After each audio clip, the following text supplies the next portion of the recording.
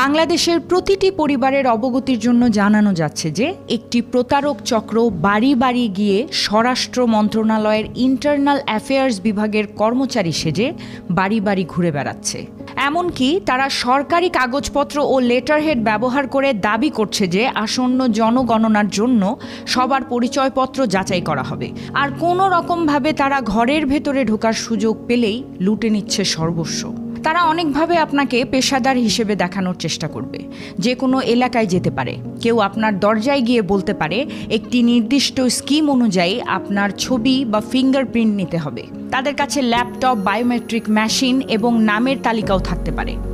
এমনকি তারা মেনু দেখিয়েও বিভিন্ন ব্যক্তিগত তথ্য যাচাই করতে পারে।